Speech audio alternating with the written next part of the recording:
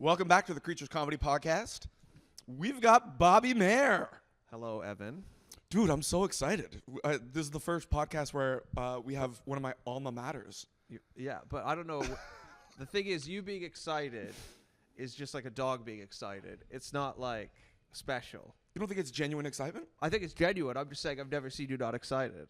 Oh, dude, you got to hang around the club a bit more. Yeah. I get fatigued. You get a sleepy Evan. Yeah, man. In my old age, the excitement does have a finite amount of time before it just withers away. Does your mood change? Oh, yeah, dude. Okay. You'll see my hollow eyes on the end of a Sunday night just trying to get things done.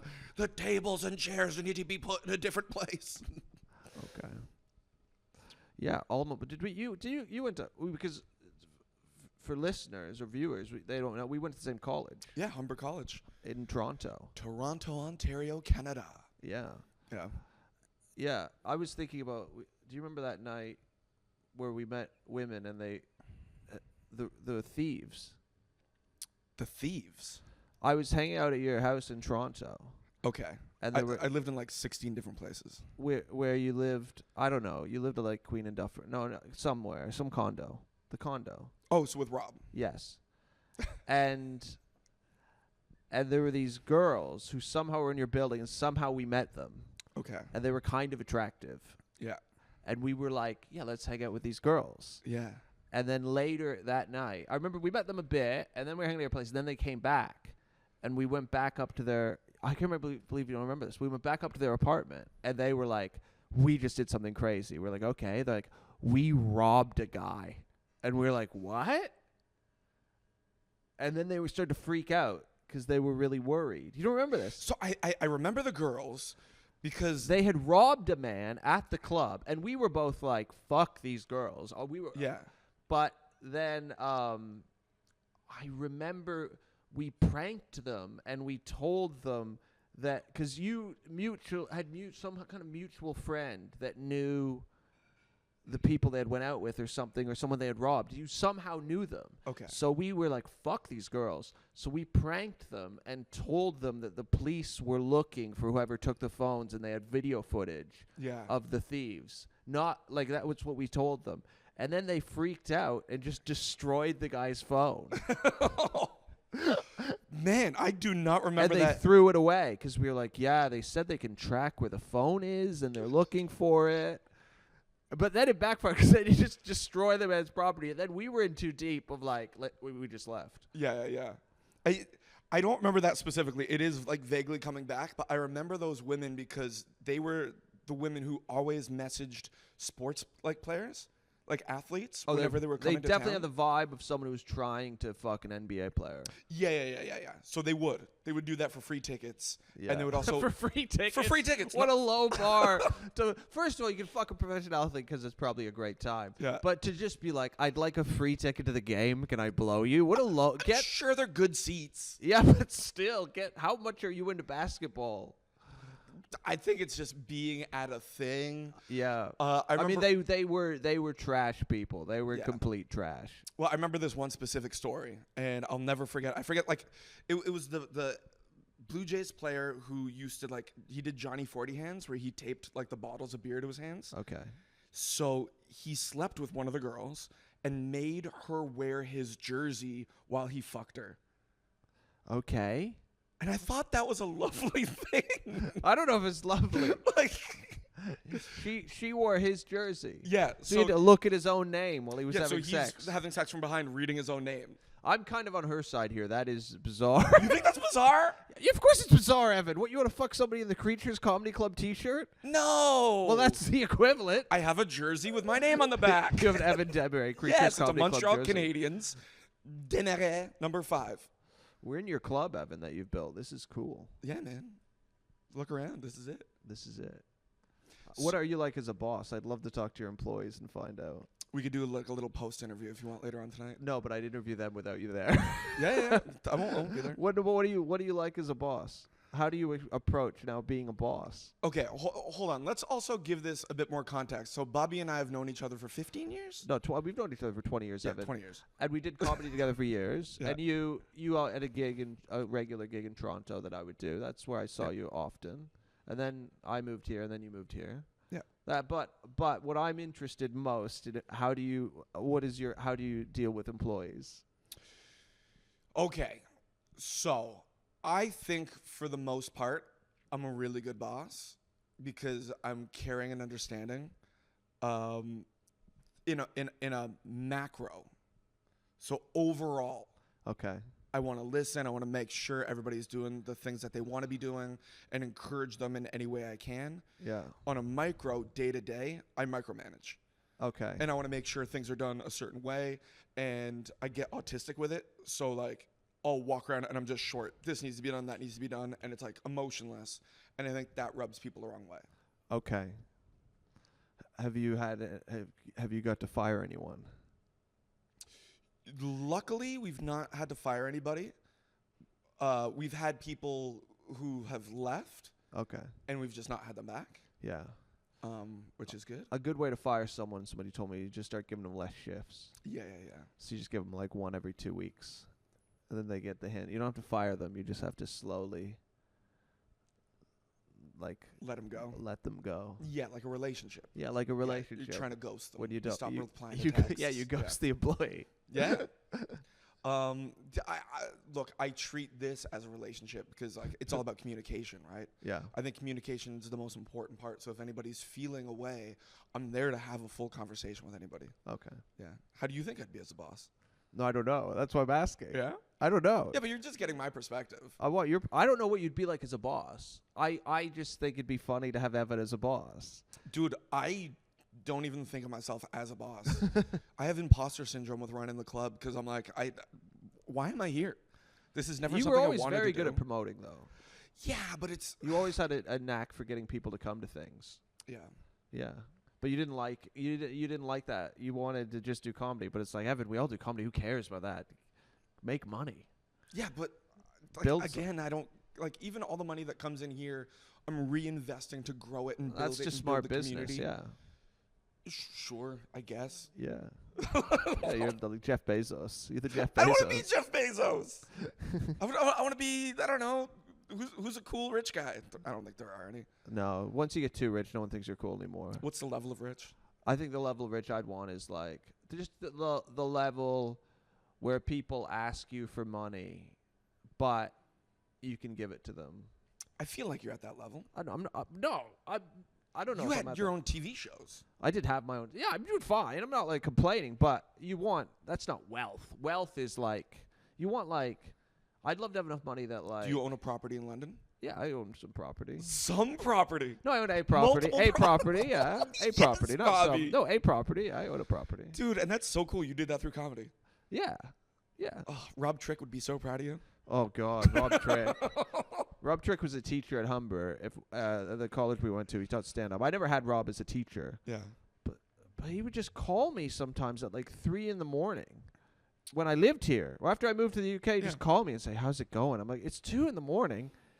How did you get my phone number?" Literally, that was the conversation. Yeah. And then he stopped calling. Oh, the call stopped. Yeah, because I was like, "Stop calling me at 2 a.m. This is so weird." I still get them sometimes. Does he call you? Yeah. He just wants to chat. No, like it.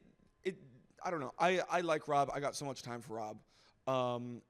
And with Rants for Rant, I was thinking about trying to do like a version of that here. Yeah. And I was like, hey, out of niceness, I'll like check in with him. Okay. And then he's like, you don't know the full picture. And I'm like, oh, okay. all right, we just don't have to do this. Because like I was going to, last year. He is a crazy person, yeah. Look, I love Rob so much. And I think what he did for comedy is great. And I think he helped a lot of comedians. Yeah. Yeah. Yeah, he also broke a few. I remember this kid. He'd get, because that show, he'd just encourage everyone to talk about their darkest thoughts and angrily rant about them. There's one guy who was like good at improv, and he was just like an improviser. And then Rob like broke open all of this guy's childhood trauma with having no idea how to close the box again. And this kid would just be on stage ranting about trying to beat himself with a belt and like act. And then he was acting it out. And it was like, and then Rob's just there like, oh, looks like I've opened up Pandora's box here. He didn't know, he's not a therapist. So that was. He's our Gaulier though. Yeah. Like if anybody was, He did, he did push people. That was, actually Yeah. creatively. Whereas a lot of the other comedy, anything you'd get, like, I think people do wonder what happens if you go to school for comedy. And it's a lot like a drama program. But a lot of the classes were very perfunctory, where they're just teaching you like boring logistical things. Whereas I think he was rare. He was the only teacher that really pushed you creatively with stand up. 100%. Yeah. Because like I don't know which teachers you had, but like Larry Horowitz, Robin Duke, like it was all very like, this is the paint by numbers. Yeah. But he was very much like the Robin Williams, trying to get people to like stand on your desk and shout. Did you have Mike Kennard? Yes. Because I feel like Mike also did that. I really liked the clowning. Yeah. Although I never really liked clowning. I just would walk and try to find the wall and be like, I think I've found the wall. Yeah. Yeah, I didn't care. Yeah, I don't see you as somebody who loves clowning. No, I think I'm quite silly, but I just didn't. I don't like to wear a nose. Yeah. I don't put the nose on and then get comfortable. Okay. Yeah. Yeah. What was that gig in Toronto you ran? What was that called? I ran the one at the Central for a long time. Yes. Because I was bartending there, and we had a stage, so we ran Tuesday, Wednesdays, and then I kind of moved that and did the Propen mic at Comedy Bar. Yeah. So we ran the first open mic, which was like a pro open version of an open mic. Yeah.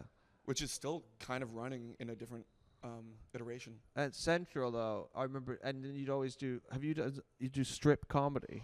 Oh, I remember doing Can that. we please talk about strip comedy? Well, I think I might have did it. I did it once, I think, and I remember just getting completely naked and then having to pick my sock up off the ground and walk naked through the audience. No. Can I please tell the story of you doing it? I don't remember. Okay, because this is like a legendary story of you doing strip comedy. Okay. So strip comedy was a show founded by Georgia Brooks Hancock. Mae Martin was one of the judges, and Matt Folliott was the other judge. Okay. So the whole premise of the show was people, like comics, would go on stage, do jokes, and if a joke didn't go well, they'd start taking off articles of clothing. Yes. So the joke would be how you take off your clothes. Yes. So one time you came to do the show Okay. in a winter coat and what looked like nothing else on. So you get on stage and you purposely bombed your first joke so you could take your jacket off, and all that was left was a sock on your dick. You went on, murdered for the rest of your set until your last joke where you purposely bombed again, and then you took the sock off to reveal a dirtier sock. And you just I don't remember. That's you just funny. yelled to everybody, "My dick didn't make this sock dirty. I put a dirty sock on my dick." Well, it was probably laundry. I don't always have access to clean clothing. Sometimes you forget to wash your clothing. Dude, it was uproarious. It was one of the best ones. Like anytime I tell people about that show, that was one of the ones I quote. Are you gonna do that here?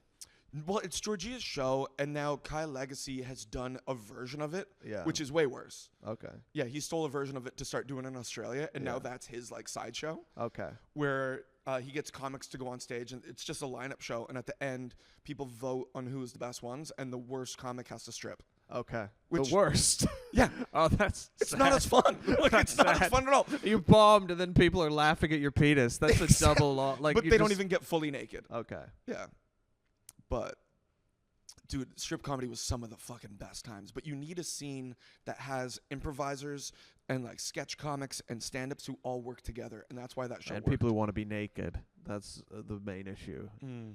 Yeah. People want to take off their clothes. But Bobby, I also remember, and thank you for jogging my memory, there was a time in there where Dave and I, Dave Merhej, Garrett Jameson, we all worked at a place called Shopdine, which was a tourist company, like Yeah. the double-decker buses. So we had like a staff party at Central. Okay. No, I And you don't. were- I don't remember this, but by the look on your face, I feel like I did something. Mm-hmm. No. Whatever you're gonna say is Mhm. probably not really what happened. Oh, okay. Let's see. Let's What do you see your think I version. did? Okay, I will tell you what happened. So you went on stage. Everybody's having a good time. No. Okay. Yeah. Yeah. And this lady, I'm not going to say her name, heckled you a little bit and said you were not funny. Yeah. And then there was a look in your eyes. No, I did used to turn if I got angry on stage. I'd turn. Have you stopped turning? I don't turn anymore. No. Okay, because you turned. No, I know. Yeah. But you, with surgical precision, attacked this woman Yeah. to the point that she's surrounded by friends, people who love her, people who was on her side, and you made them all laugh at her till the point she got up crying and left. I don't know. Yeah, I don't know what I. I've never seen somebody use a scalpel on a crowd that good. Well, I appreciate that. Yeah, I probably in hindsight wouldn't. I wouldn't do that now. But Oh, you shouldn't do that. No, she was really upset. Like she just came to a comedy show to have fun, and Well, she she said the wrong thing. well, she did say I wasn't funny, so I had to prove that I was. I think. I know, and Yeah. that's the not funny thing is it's such a trigger for me as well. Yeah. Like yeah. in the other room, I remember this lady. She was just being fun, and I shouldn't have said it, but she's like, "You're not funny," and I'm like, "Well, your dentist doesn't think your teeth are funny either," because she had the most ragged mouth, and she just got up and ran out crying, and I felt so bad, but it was such like a guttural reaction. Yeah. Do you get that? Like, it's just, Oh, yeah. it's those Now I words. don't- You're not funny, and then it's like, ah. Yeah, you just see red sometimes. Now I don't. It just doesn't faze me. I just don't get fazed by people. Yeah, how did you get rid of that? Medication. For real? Are you on? Yeah. I'm just medicated now. Oh shit! What are you taking? What? If you don't mind sharing. Oh no, I have bipolar disorder. Don't make this the clip. It's lame. But I no, I have bipolar disorder, so I take just a pill for that, Yeah. and it completely sorts out that rage. Oh my god. Yeah. I'm happy you found that, man. Thank you. How did you go through the process of like diagnosing yourself? Well, I had a bereavement where I was very sad, and so I knew how I should feel at a baseline for how I should feel, and I was very sad, and then I started to get more sad, and I was like, I guess this is what grieving is, and I was like, couldn't get out of bed, and I was like, but it was a weird couldn't get out of bed, because I would talk on the phone to people and feel normal, then the second they hung up, I just couldn't move, and I thought, I guess this is what grief is. Then I woke up the next day, and I felt normal. Completely normal. I thought, that's weird. I haven't done anything to improve my mental health, but I feel normal today. That seems odd. It took happened quite quickly. Then I woke up the next day, and I felt the best I've ever felt. Just like I had cocaine just coursing through my veins, and I thought, I have bipolar disorder. Then I just knew. And then I just talked to a psychiatrist the next day, and they were like, oh, yeah. Really? Yeah. But it just kind of been hidden behind. It didn't look like bipolar disorder, really. Yeah. But yeah, it was, and it really, after so many, I think we're all on that journey. We're like, who am I? What's me and what's my flaws? And I was like, all these things about myself that I was always like, yeah, I don't know why I did that. I just stopped doing them, like So instantly. That's amazing. Yeah. And you feel like happier in your life? Well, because yeah, of it? because I'm not. No one's mad at me. I'm not Fair. like. Fair. But I don't have people might be like, why'd you do that? And I'll be like, where I'm like, yeah, I don't know. It's a great question. Shit. That's great, man. Yeah. I sometimes like I don't know if there is those feelings, because like I've gotten zoomies before where I've felt like, I'm sober, but I feel the greatest I've ever been. Like I feel like a god. Yeah. And then other days, yeah, it'll be, doom scrolling and hard to get out of bed. Yeah. But I'm just so afraid to medicate or even like try and go down that route to like look into that kind of stuff. Oh, well, I mean, I'm not telling you to do anything or not do anything. No, I'm not saying for but me. For me, it was just like the medication didn't take anything away. It just got rid of the things I didn't like. Oh, great. But some people it doesn't. Some people the medication also takes away. It's hard to find. It's everyone's. Do you think it's affected comedy at all, or made it clearer and easier to be on stage? It's just made it easier, because before I'd have some gigs, right, when I was manic, and they'd be the best gigs of my life. And people would be like, those are the ones people would talk about to me like a year later. I'm like, oh, okay. I guess that was a good set. But I couldn't really be consistent with the jokes would stay the same. But then the next night I'd go up, and I just wouldn't have that same energy at all, and I'd just be quiet and kind of whisper my act. Yeah. And then people would be like, why are you so different today? And I'd be like, yeah, I don't know. I just have different energy levels all the time. So it's hard to be consistently the same comedian. Whereas now, that's not. Now I'm kind of just, I'd say, quite similar every time, which is nice. what you kind of need. Yeah, I don't have the same mania where sometimes where I'm like, I don't know what's gonna happen, but it's gonna be. I don't have that. You lose that, but you gain like consistency, Yeah, which is which good. helps keeps you booked. Yeah, it keeps me Yeah. feeling. But it makes people less afraid of that energy where people are like, yeah, that was good, but I don't know what he's gonna do. Well, also, yeah, less afraid of, Bobby's great, but he might like fucking Start a fight with a woman in the audience. Yeah, exactly. get punched in the face, make somebody cry. Exactly, and that I don't do that anymore. That's great, man. Well, look, this is a comedy podcast, and I know you have to leave soon. So I do have to leave. Yeah. What do you? We got like 2 minutes, 3 minutes, or do you want to go? No. I mean, I was just affirming what you're saying. Perfect. I do have to leave. You're right. We do just a basic couple questions that we do like through every podcast. One is like the biggest show you've ever done. Biggest show I've ever done. Opening for probably. I opened for Doug Stanhope at the Hammersmith Apollo. That was cool. That's sick. Yeah. That's so cool. That's probably the biggest show I've done. And then weirdest place you've ever performed. Weirdest place I've ever performed. And this is a fun question asking somebody from Canada because there are some cooked places to play. This isn't probably the weirdest, but it's one that comes to mind. I once performed. This was in the last couple of years. I performed standing on top of the bar at a casino, performing to 8 people who were like 30 feet away. Not even in like a showroom, just in an open casino. What? Yeah. Just a gig. I think for tax reasons, the casino has to have so many events every year for their license. So you just stood like on a bar. Not even on the bar, like, behind where the liquor is. Okay. Like up there, behind the liquor, on top of it. Yeah.